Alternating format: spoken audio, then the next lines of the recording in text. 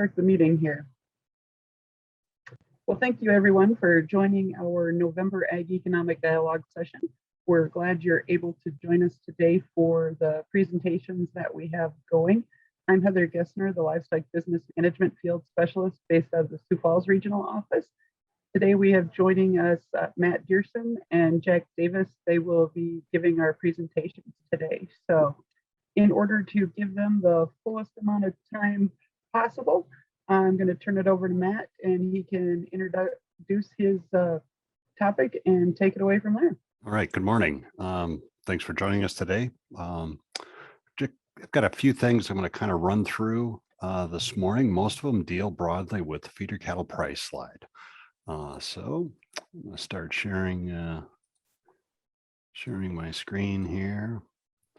And Heather, if you'd give me a nod or a thumbs up if you're able to see that. Yes, that looks good. All right, away we go. So we'll take a look here this morning at a couple aspects related to the feeder cattle price slide. But first, a brief detour. Regular attendees of the Ag Econ dialogues have probably heard us talk about Pasture, Rangeland, Forage insurance. So just a brief detour. If you're not familiar with that insurance product, it's rainfall index insurance for haying and grazing. It's been available for quite a while in South Dakota. A couple of changes, or the one change this year for that particular product, they moved the deadline or extended the deadline to purchase or change the product until December 1st, 2021. So Jack and I saw that and we thought, well, let's just slip this in here, discuss this just a little bit. And the big thing to remember with this insurance product is that the insurance premium is subsidized. So that's really there to encourage use, consistent use year in, year out. But I wanted to highlight a couple of things because of, or to show some of the implications of some of the dry conditions in 2021. But big picture, here's PRF coverage, South Dakota. So, there's about 20 million acres of permanent pasture, seasonal pasture, hayland that could be insured, and 3.5 million acres during 2021 were insured, up from 2020, but down from the level in 2018. There tends to be producers that sort of jump in or use this product sometimes, but not consistently, giving some of that variability in use over time. And that really, the implication or the cost of that is you miss out on collecting indemnities when you're maybe not in dire need of an indemnity payment, but the rainfall just isn't there and the insurance would pay out. So that's why I wanted to show the indemnity versus the net cost. The indemnities relative to the after subsidy cost to the producers that use it tends to be in the favor of continuously using the product. So large payouts, for example, in 2017, 2020, relative to what the producers paid in. And you can see here for 2021, this is a year-to-date figure. So the outlays were about $12 million in premiums, and year-to-date, they've received about $22 million in indemnity payments across the state. So this is what I really wanted to show, to highlight where some of the payouts have occurred throughout the year. Now, the coverage level and the intervals insured varies substantially across the state, but big picture, if you see a dark green county, there the payouts have been relatively high across counties in South Dakota. So up along the North Dakota border, sort of this span in the western part of the state, there the payouts have exceeded the loss ratio is above 1. That's the full cost loss ratio. So ignoring the subsidy there, the indemnity payments have been higher than the premiums paid in. And then in any county with the normal green or the lighter shade of green, there too, already year to date, PRF insurance payments have exceeded what was paid in aggregate at the county level. So little bit more time of the year left to go. There does tend to be a little bit of coverage in the later months of the year. So we don't get precip in that county during that time. You could see additional indemnity payments go out. But I thought it was instructive. We've talked about PRF in various dialogues in the past, but just to see where the payouts were kind of concentrated a little bit up along the North Dakota border. So, and some of the highest are right along the Missouri River up north in terms of the highest loss ratios. If you are looking at, or you've got perhaps have some customers, clientele that might be looking at that product, just to give a snapshot, I went back to 2020 because I had the data laying around, and it pulled out what intervals are selected by across South Dakota participants in PRF. If the selection was random or just uniformly allocated across the different selection intervals, you'd have about a 9.1% of the acres in every one of those intervals. So I highlighted in green the intervals or 2-month intervals that tend to have more coverage piled into them. And then I shaded in that awful peach color where it's below. So in general, in South Dakota, there tends to be more coverage in January and February and May and June, and then a little bit in November, December, relative to some of the other intervals, to just give you a snapshot of what's out there. So that's it for the detour on PRF. If you've got some additional questions or insights on PRF, please follow up with me or Jack. We'd be glad to visit with you about that. So I wanted to highlight that because, in part, pasture conditions are in tough shape. That affects how many cattle can be retained. And that has implications indirectly, but it has implications for the prices observed for cattle. So the main focus here for a little bit is on the cattle price slide. The price slide, try to come up with a really cute, like, playground slide or something. But the price slide is named after this sort of visual effect. And if I can get a laser pointer on here. So this visual effect of sliding down prices. And these prices this is the price per hundredweight. That's just how cattle prices are quoted and against different weights. So most common class of cattle that you hear about is a 550-pound steer calf sold at this time of year. That price would be, so you'd follow the weight up here, 550 pounds, and you'd go across and see that the price is probably around 180 or $180 per hundredweight for those steer calves. As weights get heavier, you go down the price slide, and the prices are reflected that way. So there's the price slide for the month of October for South Dakota steer calves. And you can see that for the economics happy people out there, if you really want to fit a regression well, grab something biological like weights and prices, and you can fit a pretty good regression model with a very high R squared. So it really works well. Here's the slide with, I need to get rid of this laser.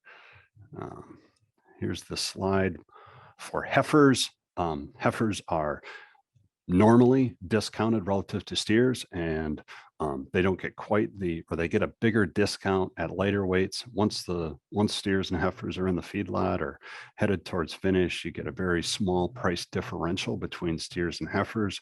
But at lighter weights, heifers are discounted more because they're not going to put on as many pounds in the feedlot. That's the current situation. And then you can see that fits fairly well as well. I fit a polynomial in there. It's just a way to tie the prices to the weights. So in general, that's the price slide. And we're going to pull the price slide apart a couple of different ways. And I like the price slide. It makes some intuitive sense. And then I kind of wrestle with the price slide all the time too, because it masks the underlying relationship between the animal's weight and the value of that animal. So I do like to take the price slide at least at times and convert it this way and show feeder values. A bigger animal is worth more than a lighter animal, all else equal.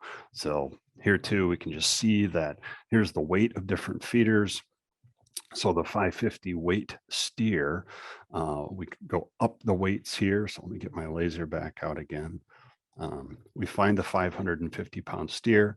Its price is 180, 100 weight. So take 180 times 5.5 hundredweight and come across here. That gives a value of almost $1,000. It's like $990 right now. So the price slide itself is masking or is reflecting indirectly this relationship that higher weights and steers versus heifers, higher weights are going to bring more dollars or make the animal more valuable, and steers versus heifers, you're going to make the animal more valuable. To get rid of the laser. So the price slide, what influences the price slide over time? Well, being emboldened by those good regression results, I went down a couple of paths that will show what happens when economists get too confident in their modeling ability.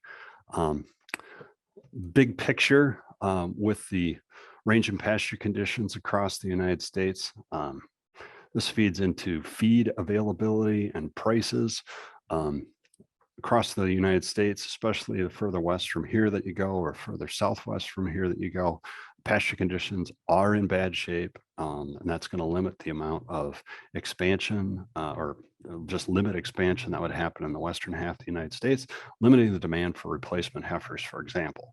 Or that means that you probably got you're probably really going to see a strong difference between steers and heifers, especially at the lighter weights, because the price spread is going to discount those heifers, and the slide is going to say it's going to cost a lot to put on pounds.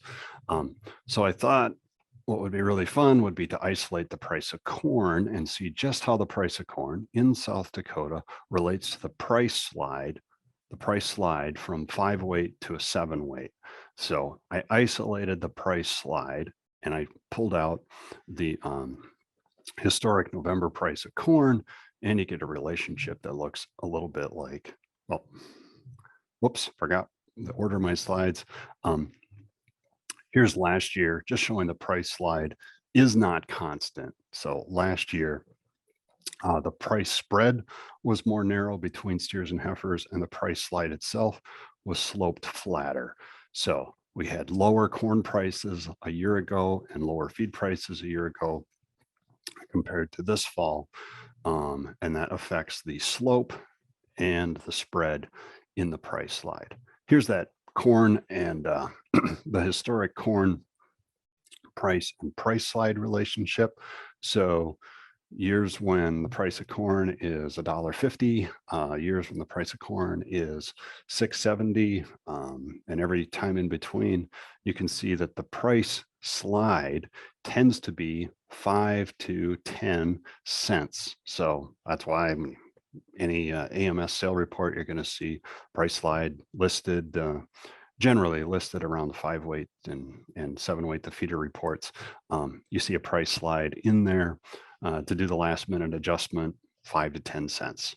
That's what we see here. Kind of no matter what the price of corn is, you tend to see a 5 to 10 cent price slide because the price of corn is masking so many other relationships.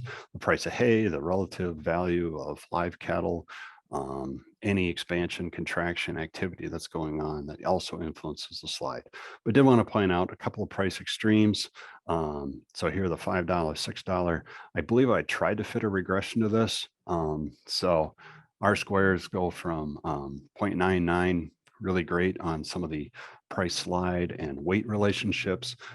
Here, the price slide relative to the price of corn. It's hard to get an R square closer to 0 than this. So I'm just firing on all cylinders here in terms of great modeling performance. So I said, well, let's isolate that a little bit, and you can see how messy things are. So here's 2011 and 2012 with those high prices. The price slide was actually pretty stable. And then in 14, 15, great expansion times and super high, or still relatively high price of corn, but the very, very high cattle price years, live cattle really pushed this set of values. That gave us the widest slides for October, November that we had. So even though the price of corn wasn't as high those 2 years, you ended up with this really wide price slide. End of the story is, hey, that price slide's a little more complicated than just a single factor like the price of corn.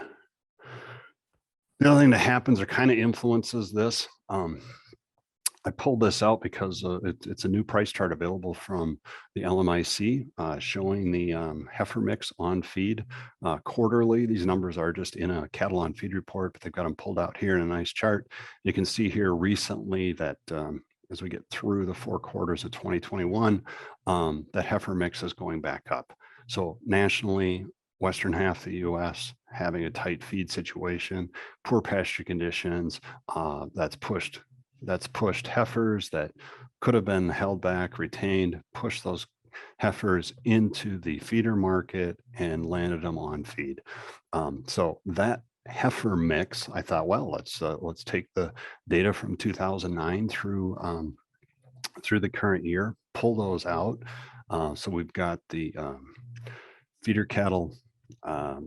What happens to the price slide as we get this type of behavior? So this would have been some expansion time here in 2015-16. Does a heifer mix imply, and here's the idea, when the heifer mix is low, heifers are being retained, that should give heifer prices a very narrow spread relative to steers. So let's take a look. So taking those October national heifer mix numbers and comparing it to the observed price spread between steers and heifers, you get this relationship. And fitting a model to this was even less productive than the corn model. It actually points in the opposite direction of what you would expect. And I would defend this by saying it's only one cycle or cattle cycle period. From memory, I recall an earlier cattle cycle where the price spread between steers and heifers did narrow substantially, and reflecting a higher demand or higher value of heifers to be used as replacements. So that spread can get very narrow. Otherwise, a normal year or a year when you're not having much expansion or contraction, such as this year, the value of heifers for replacements is low, and they're being valued in the market based on the lower lower feed conversion ability and lower ultimate finish weight that they'll provide in a feedlot setting. So you end up with a pretty good price spread or discount for heifers relative to steers. All right. How do you pull some of that together and make some sense of it and maybe put it to use? Just call your attention to a small farm reproductive study I did with some folks over in animal science. So I did this with Julie Walker and the guy that went down south, forgot his name. But anyway, we've got George Perry, thank you. So we had a project funded called Utilizing Advanced Reproduction Strategies to Enhance Small-Scale Beef Operations. Basically, we looked at small farms. Can you take a small farm and synchronize your breeding of your beef herd and improve the overall quality of your beef herd, but can you improve the timing or narrow your calving distribution, get more calves sooner by using reproductive technologies. And then we added one more wrinkle. We said, and what if you could use sexed semen in beef operations and get more steer calves? So that was the idea. Now, it didn't all work out that way, but that was the idea. And we were looking at the ag economics literature that said a large lot of cattle tends to bring more in the sale barn than a small lot. A really small lot, like not enough to fill a truck, you tend to get a discount. And then if the weights are nice and uniform, nice load, they all look the same, they're all going to go in the same weight into a feedlot setting, they tend to get a premium all over the board. Weights really light, really heavy, all in the same load or same batch run through the sale barn, tend to have a discount. So faced with all that, and heifers in general were obviously discounted, not so much in the studies, but just in general. So we had some guidelines that say if we could tighten up and make all the calves look the same, or change the gender from heifer to steer, you might improve the profitability. And you could use that higher profitability for being selective about your breeding herd, and perhaps doing something like produce and sell more steer calves, use the higher returns to buy specifically raised replacement heifers. What was the initial idea? So enough of that, running on. From a price slide perspective, if you could tighten up your calving distribution, you'd get more pounds early and you would move down the price slide. So can it be cost effective, I guess, if you think of it that way, to go down the price slide? More pounds, even though you get lower price per pound, you have to remember going down the price slide is good because you get more dollars per head at the end of the day. And empirically, if you could use sexed semen and the drag from doing so wasn't too bad, could you shift from raising heifer or having heifers to bull calves? And what are the trade-offs from doing that? So that's what we looked at and hit the high points here. To get to that, we did look at various feedlot performance and calving distributions, but it starts with the calving distribution. And this is hypothetical. So if you started without any knowledge of animal husbandry, I guess, or if you had an economist run your cow herd for a while, they might say, let the cows and the bulls do whatever they want. So if you had a free range, I call it a laissez-faire approach to raising cattle, you might have calves born every day of the year. So just have them run at random out there. Calve in January, calve in December, doesn't matter.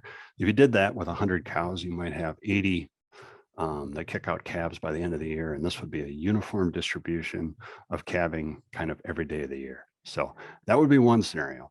The other thing is you could put maybe an ideal scenario if you applied every possible breeding technology whatsoever, combined it all together, had unlimited money to spend, you might get your calving distribution slammed down within like a few days or a few weeks or something like that. So here's one other possibility is like sparing no expense to narrow down or get that tightest distribution possible and apply every bit of technology, make it a super high calf crop. This may not be profitable, but it would be an extreme. And then the actual might be somewhere in between. So, and this might be really lumpy as you synchronize and have them kind of, you'd end up with a stair step pattern to the calving distribution. But the main idea is if you did apply some technologies, can you move where the green arrow is, go from where you are to a maybe more ideal, but you want to do it in a cost effective way. So let's take a look. Going from controlling to just synchronizing the cows, by synchronizing, it shifted. So the green arrow, it shifted the calving distribution from the control to the sync, adding a few days or buying you some days in terms of more calves being born early. That's good news. The second thing we looked at was comparing natural selection to artificial insemination, and that had some mixed results in terms of started with really good bulls, and Julie and George are going to go to great lengths to describe and discuss some of the trade-offs between the observed calving distributions under the natural selection or using bulls versus AI in a couple of the different subsamples. So that one was kind of a wash really at the end of the day, because it did some things to tighten up the calving distribution as well. So when you smoothed all that out, it kind of, the numbers were more of a wash than an absolute loss, like I'm sort of displaying here. The third thing we did was rolling or converting from conventional artificial insemination with conventional semen to sexed semen. And a disclaimer here. So I'm sure Julie and George got in the truck and went to the store, and the intent for the project was to use sexed semen for bulls. For bull calves, or targeting bull calves, seeking the X chromosome, and the store only had Y chromosomes. So changed the study and used sex semen, but used it for heifers. So we were actually, for the sex semen part of it, we're actually trying to target heifers. The intent was, or the initial goal was, to try to get steers. So the results here do depend on using it for heifers. That would be what you'd see in a dairy situation. You wouldn't probably do this in the beef situation unless we're trying to raise replacements, which was also an idea, so it was okay. So we ran with it. But here, two things. So this sex semen is targeting heifers, so the opposite direction of what we want. But you do notice here that this is shifted in the wrong direction. This reflects sort of a drag you would get by using the sex semen. So it's not quite as, the reproduction rate, it's not quite as good as using conventional. Volumes are different and everything else. Way more detail than we need in the Ag Econ dialogue. We'll save those fun details for next week. But the idea is there is a drag, but you can move the needle and you can shift the ratio of steers to heifers. So taking proof of the concept, or proof that the method works, what if we turn that around and run a scenario with today's price slide and spread? So doing that would give you, applying some of those technologies, synchronizing, if you can add some weight to steers and heifers, adding days to the life or calving earlier would result in more pounds, and more pounds are better for both steers and heifers. But you can see you tend to put on around 2 pounds at weaning time if you can add a little more age and maturity to the calf. So have them born sooner, they'll weigh more, you'll have more pounds to sell. You'll move down the price slide. So here's a stylized example: 100 cows, 90 calves. So not a great repro rate, but it's stylized to make the math look better. You'd start with a 50-50 mix at today's price slide: 45 steers, 45 heifers, weighing 530 or 515 pounds respectively. So those were the weights before any, that was the control group weights for this cross section of calves we had at the beginning of the study. So that's an accurate, nothing affected those weights. And you can see that with today's price slide, the value differential would favor steers, and your mix there would be $978, $822. Synchronizing, just synchronizing, could add 15 pounds or 15 days, 15 days at these weights. I just assumed 2 pounds per day. So I added 30 pounds to the steers and heifers. You can see the price pop that would come. That would be, if you went down the price slide, this is the effect. In terms of additional dollars, adding sexed semen went from a 50-50 mix to, in the study, we ended up with 60% heifers of those born So it's not that's not the percent of heifers of those successfully AI'd.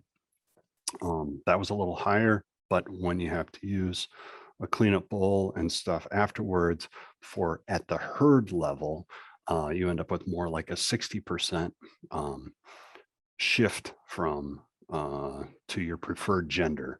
So taking the observed 60% observed for heifers and applying it, what if you could get sexed semen targeting steer or bull calves? What would that do? It would at this time reduce or give you a drag in terms of not quite as efficient reproductive efficiency. So a slight drag there. I assumed adding 20 pounds, but then shifting genders. So doing that, you'd have 54 steers, not getting quite the same 575 pounds that you'd get with a regular synchronization and AI schedule. But you'd still see an improvement. And the big thing is shifting from 45 steers to 54 steers. You start to move that in a positive direction.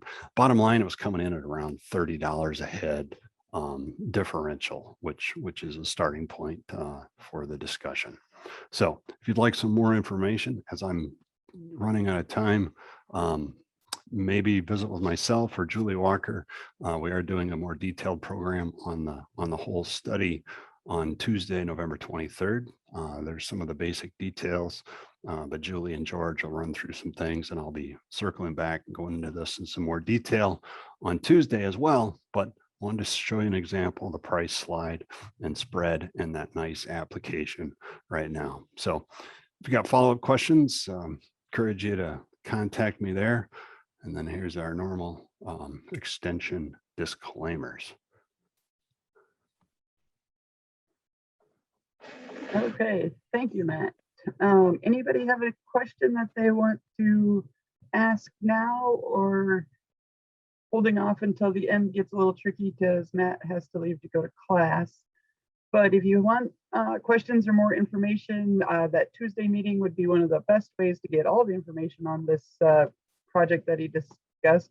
Otherwise, I'm sure he'll respond to your emails or send the messages in the chat, and we will forward them on for you. So thanks again, Matt. Hey, I got one. Oh, Sure, Jack. Was that synchronized only? So no AI when you went to that middle one on your your last slide there? Yeah, that was just synchronizing. So it didn't matter if you were either effect, but the value of the synchronizing, for example, was to give you a tighter calving distribution. And that showed up no matter if it was AI or natural selection in the study events that or in the study groups that we had. So that was sort of a consistent finding that you could tighten it. And then it's like, is it worth tightening it up? So yeah. Okay. I think, Jack, we will turn it over to you and give you the floor.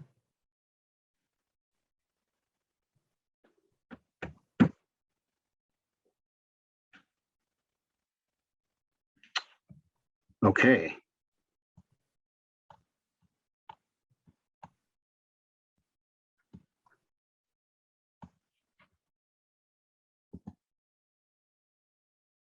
Are you seeing my screen? Not yet. Not yet. I thought I hit share screen.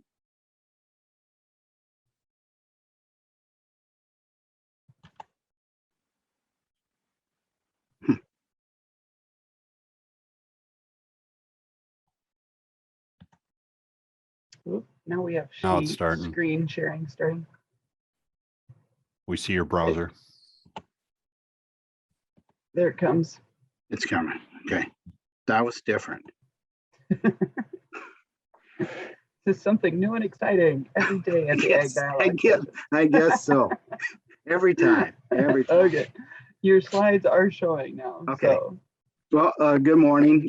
Jack Davis out of our Mitchell office and Crops Business Management Field Specialist. Well, this morning, I'm going to do a little bit on financial, and then we're going to, in the middle or so, going to talk input cost and kind of do the deeper dive on fertilizer, which has really been our big one that has taken the jump for next year. So that's the plan here as we'll go through this. So just a contact information there. And if you've been on these, you know that I kind of like to use the Fin bin, or I do use the Fin bin, which is University of Minnesota, people belonging to a record-keeping association, such as our Center for Farm Financial Management out of Mitchell Tech. And then I pick on, or query, I should say, use South Dakota, North Dakota, Nebraska, and Minnesota for the group that I used. All of these slides are for 1,000 to 2,000 acre crop farms, and I pulled the top 40% as far as net income. So that's what we're looking at when we go through these slides for financial. So not the complete top, not the middle. We are on the upper end of net income for these farms. They're in the total database. There's about 3,000 farms that show up. So we're picking the top 40% of those, and the average acreage is around between 14 and 1,500 acres. So it falls right in the middle of that 1,000 to 2,000 acre crop farm. I think just showing our trend in total gross income, operating expenses, and then net income. You know, it really peaked back there in 12 and then just really fell off, as you guys all know, as we kind of came out of that tough weather and growth in demand for crops. But boy, a lot of net income and capital invested during that, say 2008 through probably 13.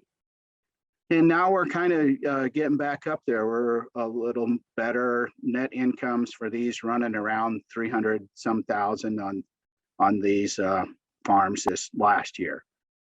And I would expect that 21 will probably be pretty decent in this database. Yields might not be quite as good, but prices are better, and still didn't have maybe the big increase in inputs that we're going to see for 2022.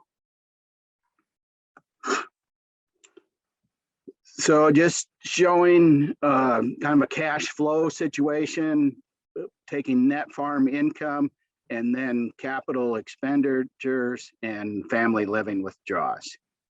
So as I said, net farm income for this using same group, top 40%, a little over 300,000. It's a little worrisome maybe in that they're, what was that? You okay? Yeah, we're all right. Okay. In our capital expenditure amount that's showing up in this, but yeah, that time will tell. Would maybe just had gone from that 2012-13 time frame, and there was need to update some of the equipment. Other thing might be land purchases came in there, so those might be some things on those capital expenditures.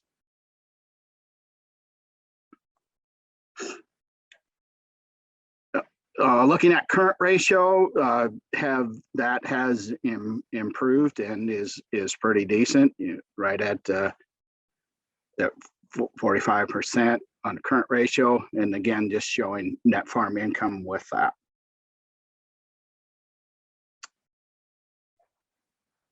Breaking down our current assets by class, so, and then this is by per acre, so it's a dollar amount per acre. So you could take this times that 14 to 1,500 would give you total current assets. So a lot of grain inventory, almost $500 an acre as we're out here.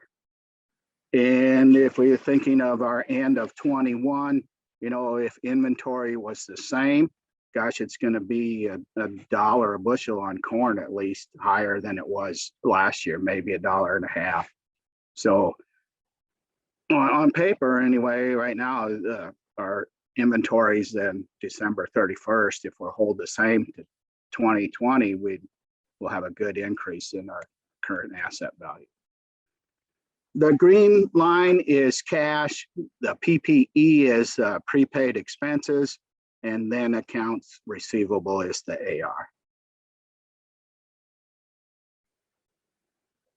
So dropped a little, but fairly flat line. Other is just that. It is listed as other, and what else I threw in there is livestock held for sale. These are primary grain operations, but they do have some livestock to them. So that's what's falling in the other. Solvency ratio.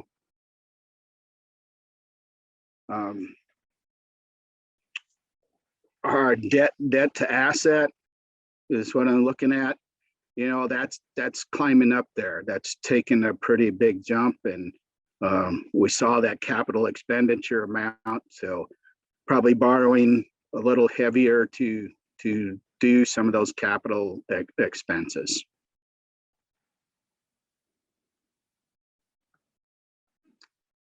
And then just taking all of our assets and breaking them down.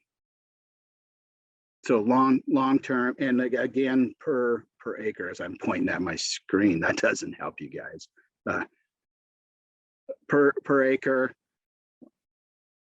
here's our longer term assets, buildings, investments, that type of thing, and then current assets and our intermediate assets. The current is just above that a little bit. When I brought that slide in, it dropped my amount. So it's like at 670 or so.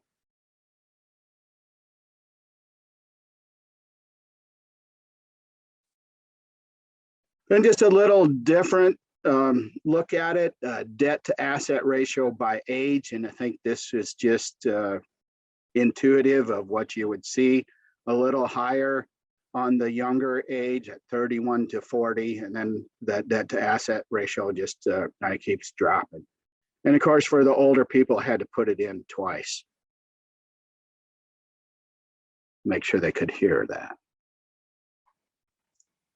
Now, okay, we'll switch now and look at our input costs and how they have changed. I went back to 10/6 of 2020 and then did 11/15 of this year. Took this from the Iowa production cost report. So that's where these prices come from. Yeah, so nitrogen just really taking off. Anhydrous was probably one of the first to do it. Still kind of gone up. And I got some current bids after I put this together. Urea is now $930 a ton, which really translates to about $1 a bushel for nitrogen cost on a corn crop. Just, yeah, I think the thing that guys really need to worry about, it still works. I mean, with our prices and if you get the yield, but boy, you're just going to be at much more risk than we have been the last 3 to 5 years. So you'll have a lot more invested in the production cycle, and if things don't turn out, it'll just be tough. I put down a little nitrogen trivia for those that like the trivia. Since 9/1 or September 1st, anhydrous has gone up $9.56 a day, or 40 cents an hour. And urea is about half of that in the amount that's increased. That's using the amounts that I have on the screen. I kind of like this slide, pulled it from StoneX and their look at fertilizer costs. What they're doing is a ton of urea at New Orleans at the port, and then comparing that to a new crop corn ratio. I took this probably a month or so ago when I pulled this slide, but that ratio has been kind of steady, really, in that 55 to maybe 65 range for quite a while, for many years, as we can see in here. And then, of course, this year it took off and is hanging in around 135. So as we'll go down through this, we'll see that, you know, it's really going to pay to step up that management. If we haven't been doing it, it's time to test soils and really do a fertilizer budget. Put those fertilizer dollars where you'll get the most out of them this year coming up. And that leads to this. We in South Dakota use a yield goal and soil tests to determine an application rate. And yield goal is probably one of the biggest components of this to find and be honest with the production that you can get. As it says there, I talked with Anthony on this, and the yield goal is the yield you can get, not the yield that you necessarily want. And a good way to come with that is kind of a 5 to 10 year and use an Olympic average where you're throwing out a high and low over whatever period you want to use. 5, maybe 7 years, but throw out those obvious highs and low, and then do an average.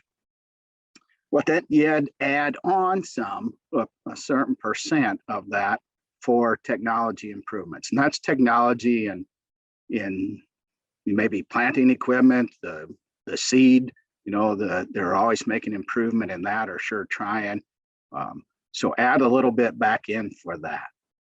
The other thing that our soils people and fertilizer are finding out, they don't really put it down on paper yet, but if you talk with them, that 1.2 factor, that can probably be adjusted to 1. That's fairly consistent. And again, that's probably just a better planters, better seed, and it's just not taking quite as much fertilizer to get that yield.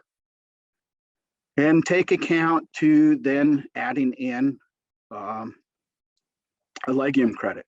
I just put what it is for soybeans. So if you're coming out of alfalfa, which sometimes works, you know, you got credit there, or other legumes that you may have produced. And then in this recommendation, they're adding 30 pounds of N for no-till. If you've been at the no-till situation for at least 10 years, or some will argue a little bit less, you probably don't need to add that additional 30 pounds. So it kind of depends on how you transitioned into that no-till and where you're at in there, whether that extra is needed.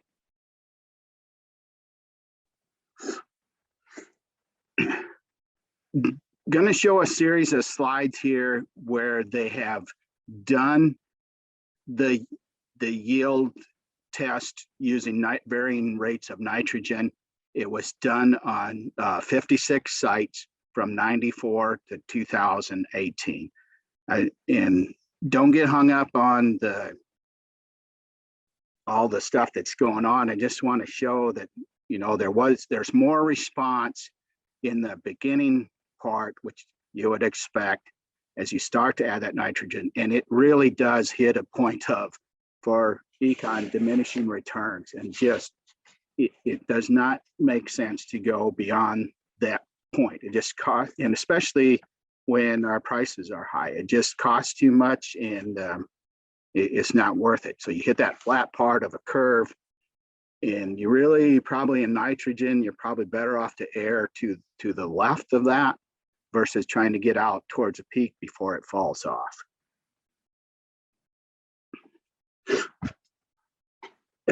yeah, again, don't get hung up on all that's going on there. This was just a return to nitrogen on $1 per acre using different prices of N and corn. So Anthony put this together using the yield data, and then here at the bottom, you can see it's 50 cents a pound for the N, and at the top is 20 cents a pound N, and $5 corn here and $2.50 corn down here. So when it's cheap and corn prices are high, you know, it's time to throw a lot more at it.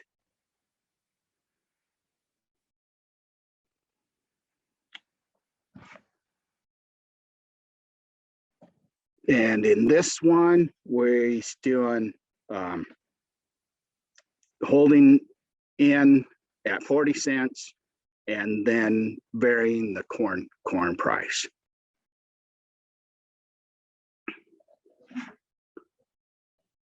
So I think what we want to see is as corn price goes up, you know, you're gonna the curve is gonna shift, and you'll want to apply more, and of course then there's more for the return. We got one more, I think, that shows kind of where we're at today. So let me see if he did this. Yes, so here we used 550 corn, which you could have contracted for. I don't know that we can right now. It's probably closer to $5, so it's probably going to be to the left a little more than what this graph is showing. And our N rate or price for N is, when we put this together, was 95 cents. So depending on when you were able to contract that, or if you have contracted it already, you know, you might fall along one of these curves. I'm not trying to give a specific amount. I think this really what I would like people to take from this is, boy, if you haven't tested for a few years, it's going to pay you to get those tests, apply that nitrogen on a budgeted basis, and getting the most out of it on this part of the curve versus going over where it starts to fall off, or even where it flattens. You're probably better to spread it out by field so you get to this point just before it starts to flatten, and you'll get the most out of your nitrogen application. On some of the other fertilizers, so P and K, you really just want to, if you're in that very low and low range, I was visiting with Anthony, he said it's about an 80% chance that you'll get a response to those. But if you're up in that high to very high, there's probably only a 20% chance. So another place to use that soil test, and again, budget fertilizer wisely this year coming up. Let's see.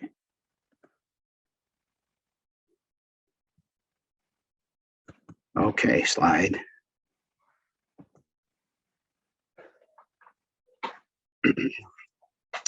Changing a little bit here. I got a few graphs just showing this a few different ways. I went back, used those to fin bin again, used that top 40, 1,000 to 2,000 acre crop farm, and pulled out some of their corn cost being seed and fertilizer for the last 11 years here. So we see kind of, you know, and you guys remember that seed just kind of kept creeping up on us. It did level off. Probably going to see somewhat of an increase this year again, but it had kind of leveled. Fertilizer had leveled, and now we've seen the large jump in fertilizer. So they're adding the two of them together. You know, for coming up in 22, we're looking at close to $2 per bushel for both of those, a little bit below that. And again, depending on when you were able to contract fertilizer or seed.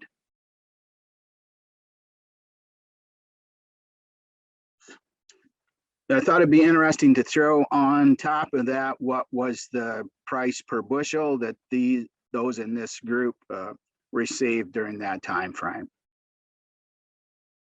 So there we see where what they had received for their corn.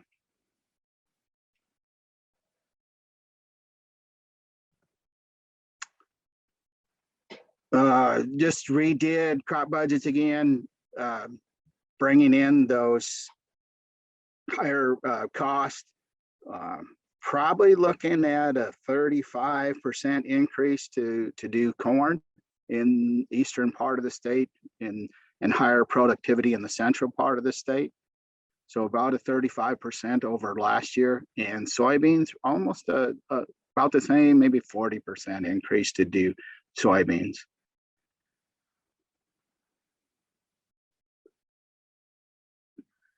If it works well, I mean, if yield is there and we hold in that $5 price, returns can still be good even with these big input costs. Like our big risk is that we just have so much more invested per acre. So if we're not getting the yield that we want, or price doesn't hold, then we've had a lot at risk and the possibility of losses. Oh, just wanted to show where we're at or how we ended up for crop insurance. Our harvest price was at $5.37 for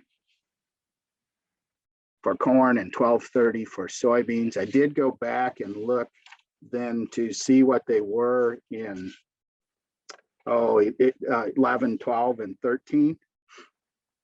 So in 11, corn was $6.01 in the spring and $6.32 in the fall.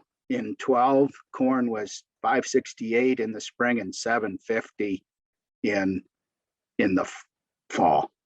And then in 13, it was $5.65 and $4.39. So 13, we'd already seen probably our rebound in production, and demand had leveled off at that point. Kind of the same for beans. Beans, the big year would have been 12. It was $12.55 in the spring and $15.39 in the fall.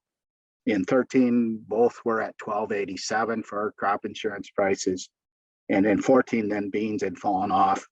$11.36 was our spring price and $9.65 in the fall. So just something to think about and where we're at for price and maybe what acres will do this year coming up. Warren has put out a little fact sheet or paper about the value of manure. So I think we do have an advantage in those livestock and crop operations if they can get the manure spread to their fields, and of course if tests call for it. And this is just values using the prices that are listed here with an open lot, and that's considering an open lot if it was full year round and at that almost 1,000 head level. So different, the open lot, the bed pack, and the slab floor. So some strong values for manure, of course, when fertilizer is high. Yeah, soil test, work closely with supplier, develop a plan for budgeted fertilizer use, and of course work with that cash flow. And we got to show the woolly bear again, because the wide orange band predicts a mild winter. That's what I have.